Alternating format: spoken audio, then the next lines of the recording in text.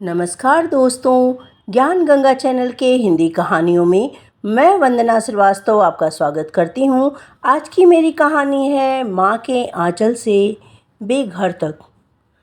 जब बेटे ने माँ को निकाला तो बहू ने जो किया वो मिसाल बन गया, इतिहास बन गया।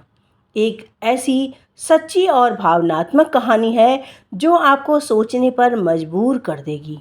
एक माँ जिसने अपनी पूरी ज़िंदगी बेटे की परवरिश में लगा दी, लेकिन जब बुढ़ापे में सहारे की ज़रूरत थी तो उसी बेटे ने उसे घर से निकाल दिया। दोस्तों, क्या माँ की ज़िंदगी यहीं ख़त्म हो गई? नहीं नहीं, क्योंकि बहू ने ऐसा काम कर दिखाया जिसे सुनकर आपकी भी आंखें नम हो जाएंगी। आइए सुनते हैं पूरी कहानी। परंतु कहानी में आगे बढ़ने से पहले दोस्तों, यदि आपने मेरे चैनल को सब्सक्राइब नहीं किया है तो जल्दी से कर लीजिए। शाम का वक्त था, सूरज अपने आखिरी किरणों के साथ विदा लेने को था। एक बूढ़ी माँ, श्यामा देवी, घर के आंगन में बैठी धूप सेक रही थी। उनके चेहरे की झुर्रियों में समय की कहानी लिखी थी। आंखें बुझी हुई थी, लेकिन दिल में अभी बेटे की खुशियों के लिए धड़कन थी। उन्होंने अपने बेटे राजू को गरीबी में पाला, पढ़ाया, लिखाया, शादी करवाई। बहू रीमा जब घर आई तो उन्होंने उसे अपनी बेटी की तरह समझा। लेकिन जैसे जैसे वक्त बीतता गया, घर का माहौल दिन पर दिन बदलता गया। बहू का व्यवहार अब ठंडा होता गया और बेटा बेटा वो तो जैसे पराया ही हो गया। फिर एक दिन कुछ ऐसा हुआ जिसने श्यामा देवी की दुनिया ही उजाड़ दी। राजू काम से लौटा और बिना कुछ सोचे समझे बोले ही जा रहा था और माँ के कमरे में आया। माँ, अब आपको गांव जाना होगा, ऐसा कहा। शहर में जगह नहीं है और रीमा को भी दिक्कतें होती हैं। यह सुनते ही श्यामा देवी जी हक्की बक्की रह गई। उन्होंने कहा, बेटा, मैंने तो तुम्हें इस घर का हर कोना सौंप दिया है, अब मैं कहाँ जाऊँगी आखिर? राजू ने अपनी आंखें नीचे झुका ली, आंखें चुराने लगी। रीमा बाहर खड़ी थी, मौन लेकिन सख्त। माँ कुछ देर तक चुप रही, फिर उठी, अपनी साड़ी का पल्लू समेटा और कहा, ठीक है बेटा, तुम लोगों के सुख में ही मेरा सुख है। श्यामा देवी जी ने अगले दिन घर से निकल पड़ी। कोई स्टेशन, कोई आश्रम, कुछ नहीं पता कि वे कहाँ जा रही थीं। बस एक गठरी में पुराने कपड़े, थोड़ा अनाज और ढेर सारी यादें थी। वो शहर के मंदिर के पास सड़क के किनारे जाकर बैठ गई, क्योंकि उन्हें समझ ही नहीं आ रहा था आखिर जाएं तो जाएं कहाँ। लोग आते जाते रहे, कोई ध्यान नहीं देता। एक दो दिन तक उन्होंने मंदिर का प्रसाद खाया, पर उतने से कहाँ गुजारा होने वाला था। अब धीरे धीरे शरीर जवाब देने लगा था। जैसे तैसे उनका गुजारा मंदिर का प्रसाद खा कर के ही होने लगा कि अचानक तभी एक दिन एक आवाज़ उन्हें सुनाई दी।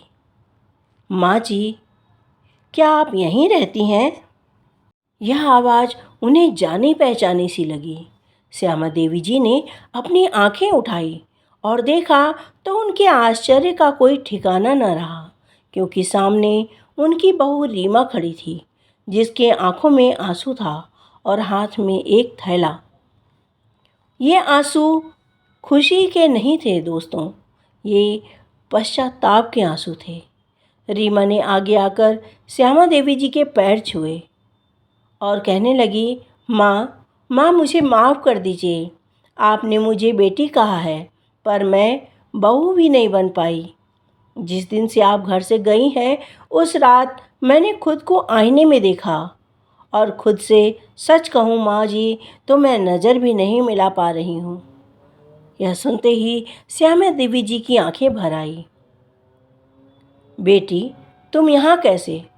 रीमा ने उनका हाथ थामा और कहा, माँ, अब मैं माँ को अपने घर में नहीं बल्कि अपने दिल में बसाऊंगी। आप मेरी सास नहीं बल्कि आप मेरी माँ हैं। रीमा ने श्यामा देवी जी को साथ लिया और एक छोटे से किराए के मकान में जाकर रहने लगी। उसने राजू को भी घर से निकाल दिया, क्योंकि जो व्यक्ति अपनी माँ को घर से निकाल सकता है वह इंसान कहलाने लायक ही नहीं है। रीमा अब नौकरी करने लगी थी।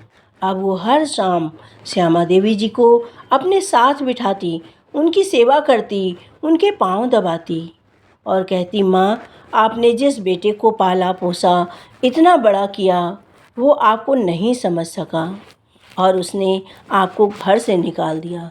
माँ, मुझे माफ़ कर दो, मैं मजबूर थी, मैं आपको रोक न सकी।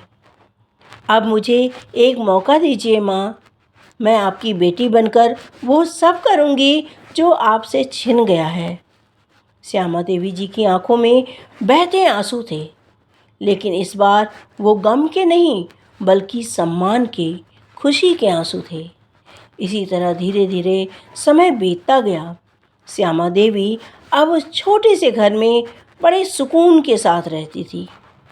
पड़ोस के लोग रीमा की मिसाल देने लगे और एक दिन अखबार में छपा कि जिसे दुनिया बहू कहती थी, उसने माँ बनकर समाज को सिखाया, इज्जत जन्म से नहीं बल्कि कर्म से मिलती है। श्यामा देवी ने इस दिन रीमा का हाथ थामा और कहा, बेटी, भगवान न करे किसी को ऐसी बहू मिले जैसी मैं समझती थी, लेकिन मुझे गर्व है कि मेरी बहू बहू नहीं बल्कि बेटी बन गई है। दोस्तों, कभी कभी खून के रिश्ते धोखा दे जाते हैं, लेकिन दिल से बना रिश्ता सारी कायनात बदल सकता है।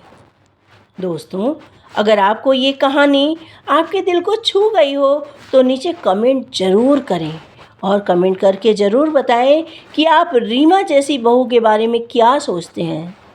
और अगर आपने भी कभी किसी की माँ की आंखों में वो दर्द देखा है जो ये कहानी में है, उन्हें ज़रूर सुनाइए। सब्सक्राइब कीजिए ऐसी ही सच्ची और भावनात्मक कहानी के लिए।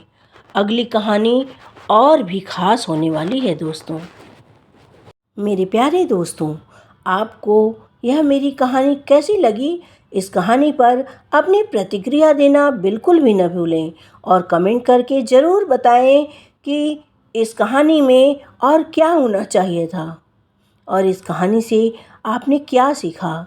अगर यह कहानी आपको पसंद आई हो तो कमेंट्स करें और शेयर करें ऐसे लोगों से जिन्हें इसकी ज़रूरत हो। यदि मेरी कहानी आपके दिल के किसी भी कोने को छूती हो तो सब्सक्राइब ज़रूर कर लीजिएगा, अगर आपने सब्सक्राइब नहीं किया है तो। दोस्तों, मैं वादा करती हूँ कि अगली कहानी इससे भी ज़्यादा अच्छी होगी और आप किस तरह की कहानी सुनना चाहते हैं वो मुझे कमेंट्स करके ज़रूर बताएं, जिससे मुझे ये पता चल सके कि आपको किस तरह की कहानियाँ सुनना पसंद है। मिलती हूँ फिर एक नई कहानी के साथ। तब तक के लिए अपनी इस प्यारी सी दोस्त को आज्ञा दीजिए। धन्यवाद। बाय बाय मेरे प्यारे दोस्तों।